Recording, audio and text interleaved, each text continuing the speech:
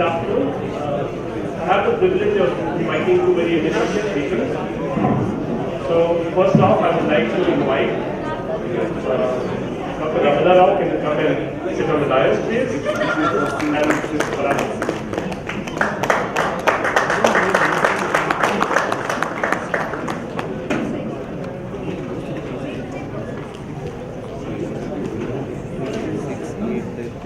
So I've heard many introductions where the speaker would say that the eminent people require no introduction and then go on and today I'm going to follow the tradition and do the same. Even though actually in this audience they don't need an introduction, but it's my privilege just to give you a context about who they are, and then I leave it to them because I'm sure you're rather be hearing them. So I'll start off with Dr. Ramana Rao. Dr. Ramana Rao is a Director of Emergency Medicine Learning Center and Research at 108 GVK Emergency Management Research Institute. So as all of you have known about 108, it is literally a lifesaver, and I'm sure he's going to present in his presentation how many emergency cases they have handled, how many millions and how many lives they have saved. So he is in charge of the training, pre-hospital care and research, and he's been with them for many years, since April 2006. He is also the chief editor of the Indian Emergency Journal. So Dr. Rao has authored over 50 national and international publications, and he has been an invited speaker in over 15 international conferences and lots of national conferences. So he's undergone specialized training in many countries, London, Bangkok, Singapore, USA, and he's visited so many countries representing GVK EMRI. So it's going to be very interesting hearing from him about EMRI and what they are doing. He is also a member of the National Ambulance Code Committee and also a member of the Committee on National Guidelines for Pre-Hospital Trauma Care, which has been formed by the Government of India. He is a member of the Curriculum Approval Committee of Health Sector Skills Council for Emergency Medical. He is a recipient of Society of Emergency Medicine Excellence Award to Medical Services. And it's not that he's come into this line from outside. He is actually a public health and reproductive health sciences at the Indian Institute of Health and Family Welfare, Hyderabad, between 1993 and 2006. He has completed his MD with community medicine from our very own Osmania University, where I was also a student many years ago. He is a postgraduate diploma holder in public health and geriatric medicine. So, under his leadership, over 190,000 people have been trained so far, including 9,500 doctors and 25,000 nurses, in addition to paramedics, first responders, etc. So, I was privileged. I saw his YouTube video yesterday, and I was so impressed with the passion that he had in what he was addressing and his duty. So, without further ado, I'd like to hand over to him to give a small talk and educate all of us on the theme that we have learned, explored, and imagined. Dr. Ramana. I didn't know anything about education. From 2004 to 2007, I traveled to almost every Ivy League university in the world. I went to Stanford, I went to Harvard, I went to Oxford, I went to Cambridge, I went to Princeton. I went and met every Indian professor of Indian origin, and I persuaded him to join PA. I said, you must come and give back to your country, what the country is in need of. And I managed to get 30 professors from different universities, Ivy League universities, to come and join PA. My greatest ability is to sell anything. You give me a dream to sell and I can sell it. As long as I buy into that dream, I can sell it.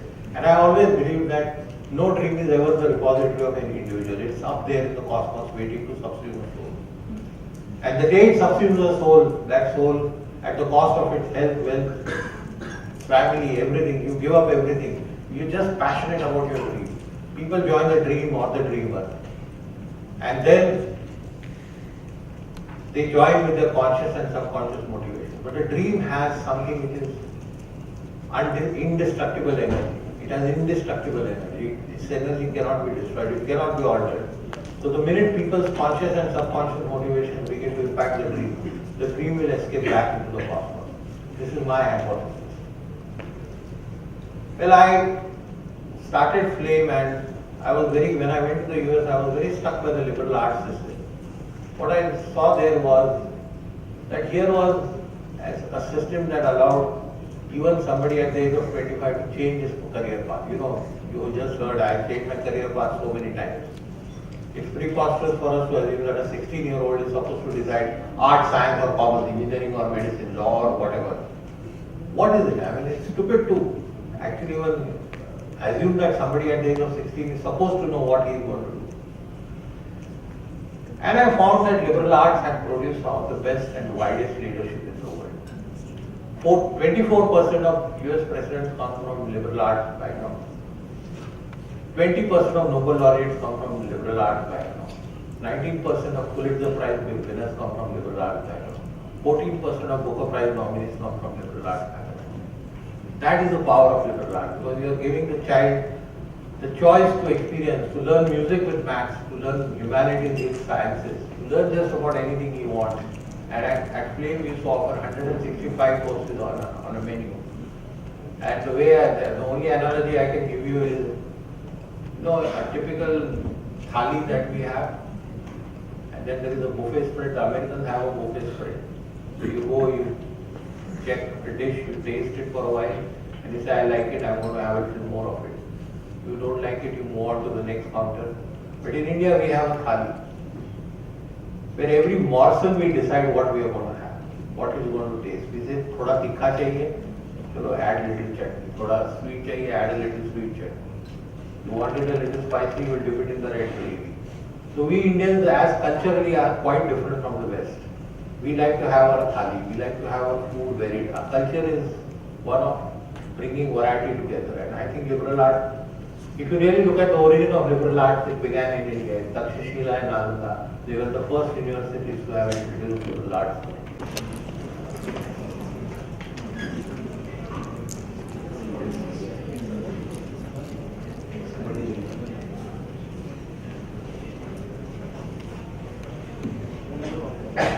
Very good afternoon to you.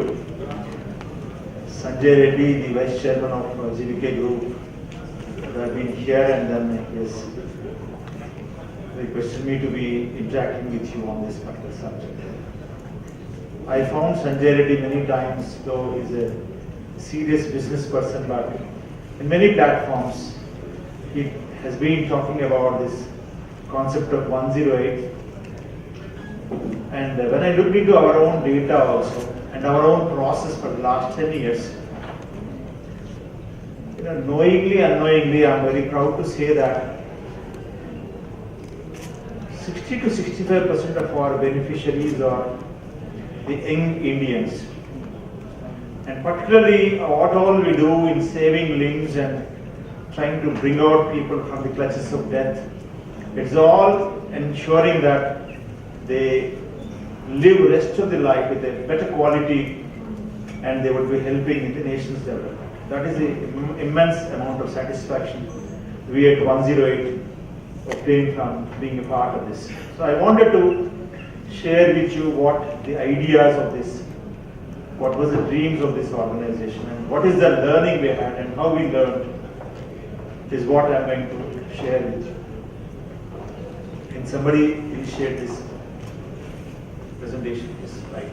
So, learn, explore is what we have been trying to do. And this organization, from the day one, at the time of inception, we put a few conditions, prerequisites, that it should help the poor people. It should have access to the last mile also. The second point, what we have taken into consideration, it should be free of cost to the citizens.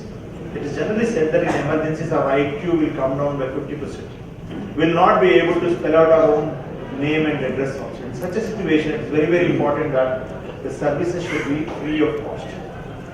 And what we have realized in this organization is we have created a concept, and then various state governments have started looking at it as a very good example.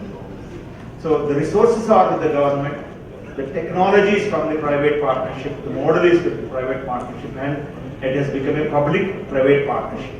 And in a country like India, we have realized that it has to be at a cost the country can afford, and this is what we call it cost-effective public-private partnership. In an area which was hitherto, post-independent India, to my knowledge, there was never an attempt to bring such access gaps in such a robust framework. So in 2005 when we started, we have realized that there are many people who are having these emergencies in our country, but there are 4 major gap analysis outcomes. So one A was not having a unified access number, not having a unified standardized ambulance code, and then affectionate care and a very able emergency medical technician who can help the people out of the hospital. So this gap analysis and the quantum of the burden of the disease enabled us to start this organization with a vision that it's a very important management concept. At individual level, we as doctors, we just say that we have treated one patient, we are very happy. But in this organization, what people like me from the medical profession have picked up is an organization which has got a very good vision is one thing which is very, very important, and then that's where we can also get association. So this organization spelled out very clearly that we can be in the business of saving lives. About 1 million people can be saved every year, but for that we need to respond to about 30 million emergencies. So one thing which I liked when I learned about this vision statement is that it is really very big, and then it's something like a dream. And it is also very clear that how we will be able to realize that dream. So assuming that this ambulance has got 4 wheels, and 1 wheel is leadership, the second is innovation, the third is technology, and fourth is research and training. This sort of an approach, a very clear vision and the mission, enabled people like me to get associated with this. And we have also realized that, as I was mentioning, that if it is free of cost, particularly in a situation like an emergency, because emergency is a random event, it can happen to anybody at any point of time. So we have raised a few basic principles this organization believed in is that it should be free, and what is already learned we don't have to reinvent. So we started aping with pride, and we have realized that there is a lot of scope that this sort of a partnership will enable us to really move to a global standard of performance and reaching the last mile as early as possible. For example, as from a 108 perspective, Tech Mahindra has been our technology partner, and Stanford School of Medicine has been a partner in terms of the medical related things. So we started this journey in 2005, and then in a span of about 9 years plus, we are here almost Kashmir to Kanyakumari. We are spread in about 17 states, including some 2 union territories also. But what is very important is out of the 1.2 plus billion population, we are able to reach about 750 million population. Our earlier, the 911 system of USA was supposed to be the world's largest, and then when we started reaching beyond 310, now we are reaching about 750 million. We are considered as the world's largest emergency response.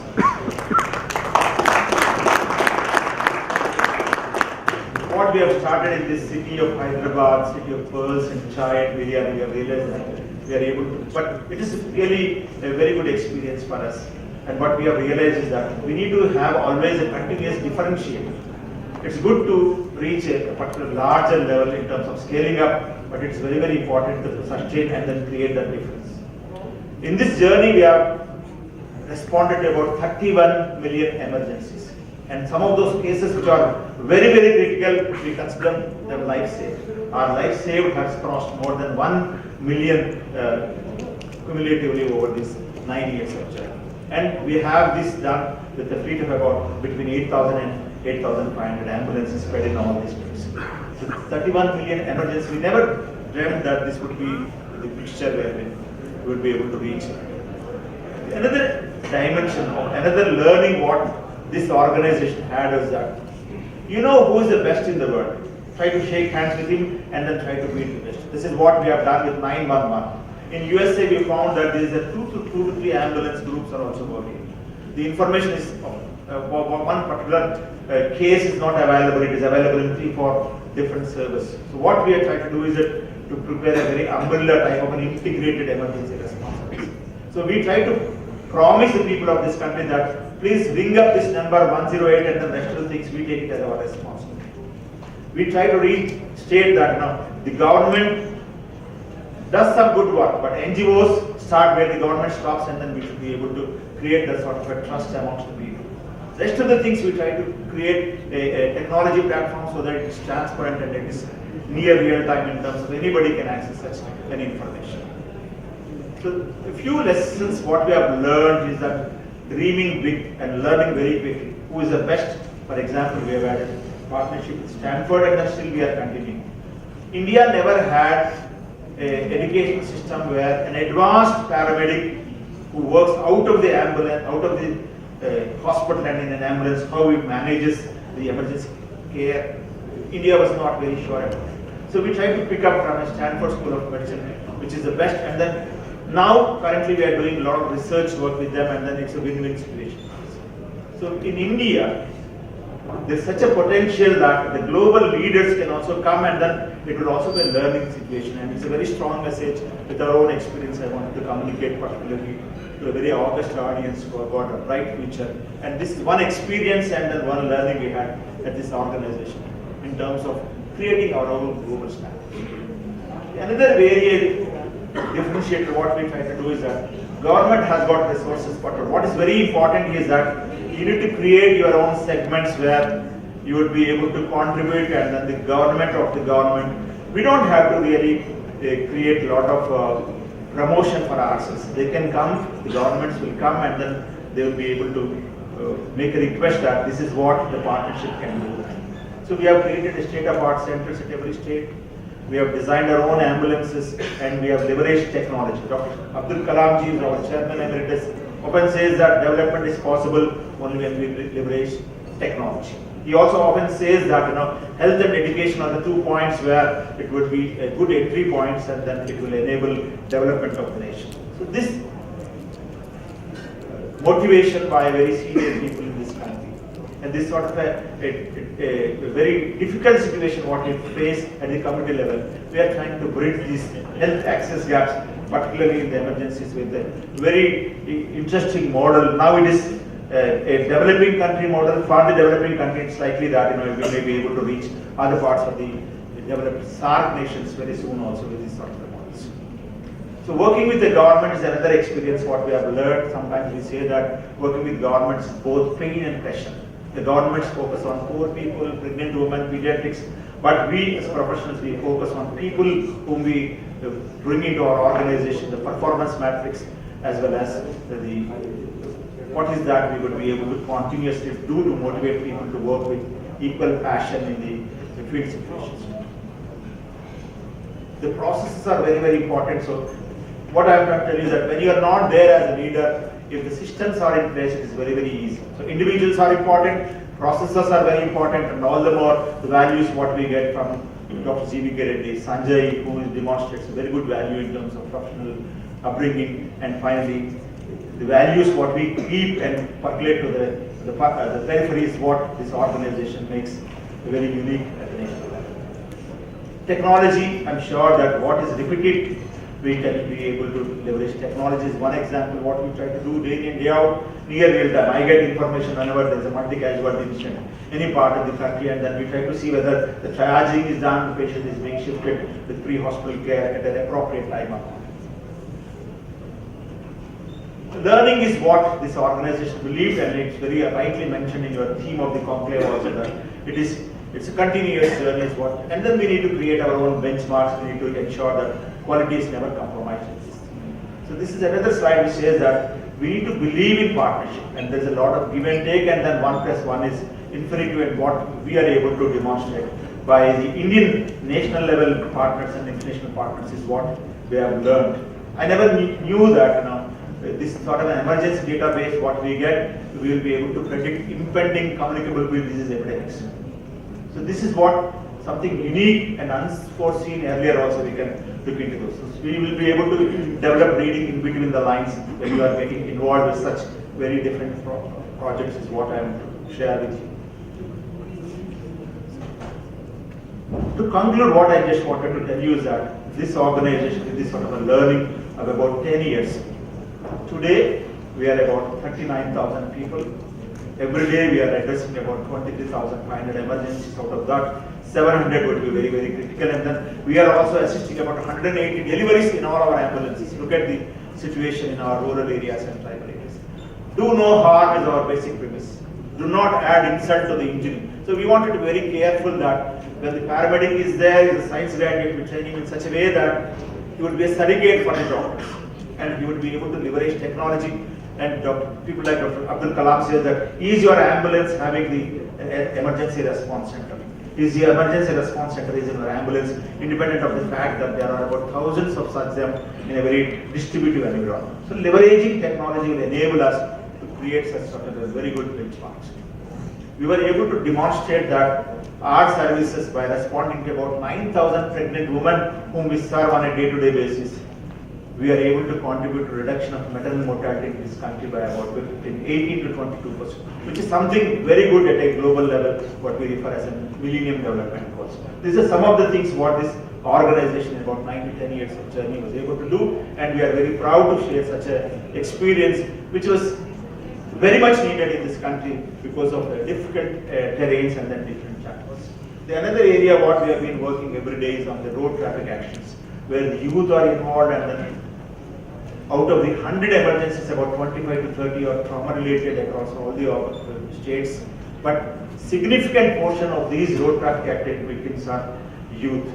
And then by our very global standard pre-hospital care, we are able to enable them to shift to a place where the definitive care interventions are happening. So these are some of the things what the emergency management research has been doing.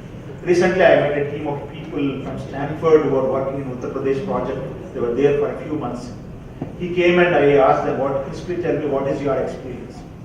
In about 1.5 years time of services being in Uttar Pradesh, they said that this number 108 become more popular than Pepsi and Cola in a state like Uttar Pradesh, which is not supposed to be very educated and then very forward. 108 is also poised, independent of the religious faiths and the beliefs what we have.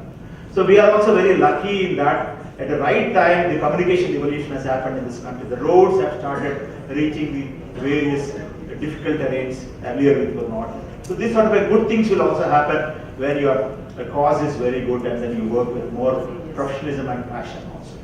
So in conclusion, what I just wanted to say a few points is that while we were focusing on individual emergencies, concomitantly we have also realized that this sort of a service will also be helpful in all disasters and mass casualties, be it urban disasters, the environment, the man-made or natural disasters. We have been there in most of the disasters. We have also realized that in the foothills of Himalaya, where only 4 months the road is open, we will be able to serve them.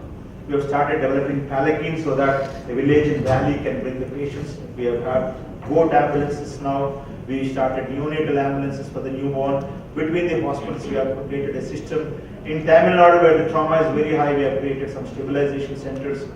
We are also shifting the mothers from the hospital to the home, what we call drawback.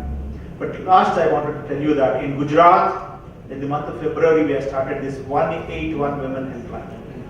After the Nirbhaya case, particularly to bring a very comprehensive end-to-end solution technology platform. What we have been doing in 108, it was very handy because in 181 women helpline, we are able to address the acute problems. If she requires a medical help or anyhow 108 ambulance is there, we'll be able to take her to we have kept some special vehicles with a lady constable and a counselor also, so that they would be able to reach the scene and then see to that enough support to care is done. We have also connected with the NGOs who work on these women legal issues also. So this 181 we just started, it is a pilot in 6 districts of Gujarat. Many people are showing interest. I'm sure that this place, Telangana, will also have it in a couple of months. So many other states would also be taking up, but we are very proud that the GVK EMRI is also in another important area where it will also be very good. This appeared in Harvard Business School. It said that this organization is doing a Gandhian innovation. With less, we can do more for more. Please go through this article, you will also understand the value of this. In this journey, we got some awards, but it's more responsible. But at the end, I'm very proud to say once again that there are some areas where you would be fully professionally engaged, but it gives us immense satisfaction. The joy of satisfaction is something very phenomenal and unmeasurable. So for all of you, I have only one message that, of course, somebody would have told me about 30 years back. Get involved. Don't have to be great, but you can be associated with something great. But what is very, very important is that at the end of the journey, what is that you can give back? And this sort of a platforms are many, many, and people like you, the young energetic people, can create many things for a country like India. Thank you so much for your attention.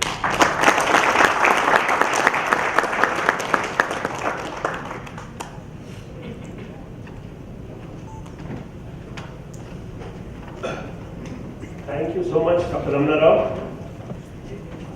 Benchmark with the best in the world and then finally beat them at their own game and give back to society, have a compassion, measure with metrics, but let the outcome be saving lives.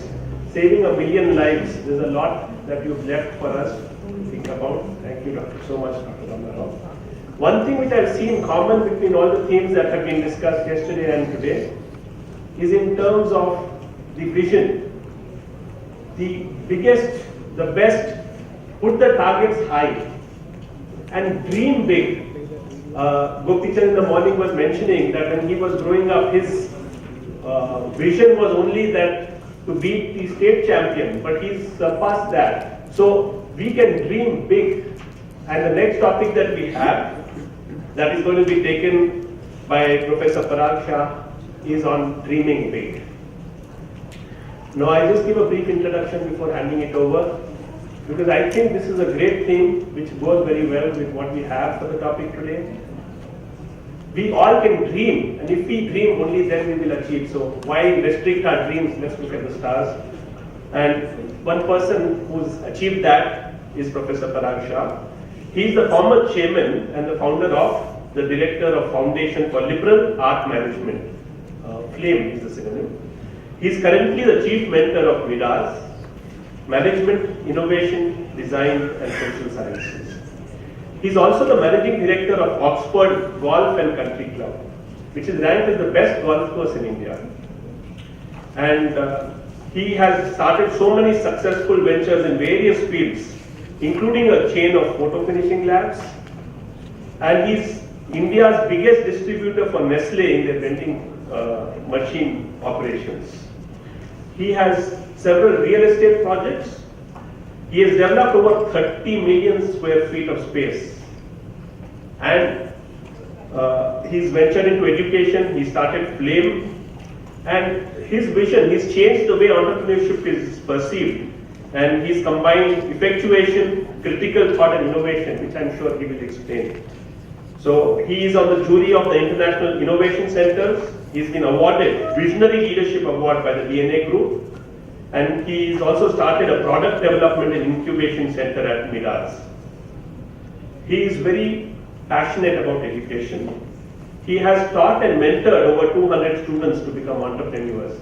Now this came out in many of the talks, how important mentoring is. And it's one of the things that in why I look up to when we call people like you on the dais, is a mentoring. And he will give us a good example of mentoring, and his passion comes out in his mentoring process.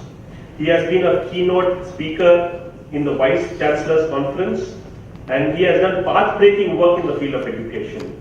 His work has been published in several magazines and books, and 2 of his short stories are being published in the book Chicken Soup and the Entrepreneur's Soul. He recently gave a talk on dreaming big at the TEDx event on 18th of October at Pune. Sir, I have to ask you one question before the question and answer session.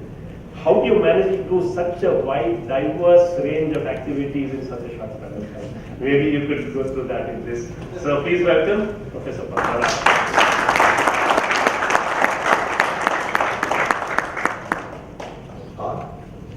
Thank you, Neera. I want to thank the organizers firstly for putting me on this chair, because I'm sitting on the chair Sania was sitting on.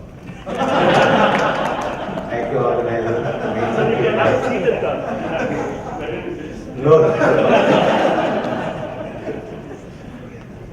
Well, what does it take to dream big? I really don't know. But I know that each one of us is a unique piece of art created by God. And each one of us has his own. But I'm going to begin with a small story. This story began about 50 years back. A little village boy who lived in a small village near Pune. And every morning his mother would hand him over a pot of roti. And this boy would run to the nearest bookshop in his little village and would be lost in the world of dreams. Amazing dreams, beautiful dreams. And these dreams would consist of a story of the king who would announce, the storyline of most of these little 25 hours, quarter of a rupee storybooks used to be the same. So the king would announce the prize for the man who will make his daughter smile and will win half the kingdom. And then this young man would go through his trials and tribulations, and he would feel very sad when he would see this young man go through his trials and tribulations. And then at the end of the book, this young man would win over the kingdom and get the hand of the princess, and he would feel very happy. And again feel sad that the story was over and he would have to wait for another day for his mother to hand him over a pot of tea. This young boy then went to the city, started a photo finishing lab, went into the vending business, went into the motion control technology business, went into real estate, went into aviation, hospitality, golf course, the works, gave up everything one day, went into education. And he stands before you to give a TEDx, give you a talk today. Thank you so much. It's an honor and pleasure to be in front of you. Hyderabad, the 6th largest city in the country. I think it's a fantastic mixture of culture and technology. I don't think there is a better example of culture and technology coming together anywhere else in the country than it is in Hyderabad. It's wonderful to be here with you. Why do we dream? We dream because it defines our reality. If you don't dream big, you will dream. If I had not dreamed big when I was a village boy, I would have lived in the comfort of my village home. And I would have stayed in the village. But because I learned to dream, and thanks to my mother who gave me that quarter of a rupee every day, that I learned to dream. I think it's very important for each one of us to dream, because without dreams, there would be no hope, there would be despair. And we need hope. And we hold on to hope, and therefore we dream. Also in real life, if you chase a dream, money becomes a byproduct. Very often my students ask me, sir, what is the difference between a businessman and an entrepreneur? And I always tell them that an entrepreneur chases his dream. A businessman chases money. It's the left hand side of his P&L account. It's just a line item. It's the cost of staying in business tomorrow. So to those of you who are budding entrepreneurs, remember one thing, unless you believe in a dream, don't pursue it. It's very important to find your own moorings, to find your own passion. We heard Sania speak, I've been hearing about Gopichand talking, and the same theme I'm saying, that follow your passion, follow your heart, do what you love doing. You'll wonder how come a man who was doing so well in business suddenly went into education. Well, I was sitting with a very close friend of mine one day, and there was a beautiful stunned silence between us. We looked into each other's eyes and said, God has been very kind to us. The time we give back something to this society. That's where the dream of Foundation for Liberal and Management Education began. I didn't know anything about education. Sorry, I missed one showing the slides. It's not moving. What's wrong? Go next. Next slide.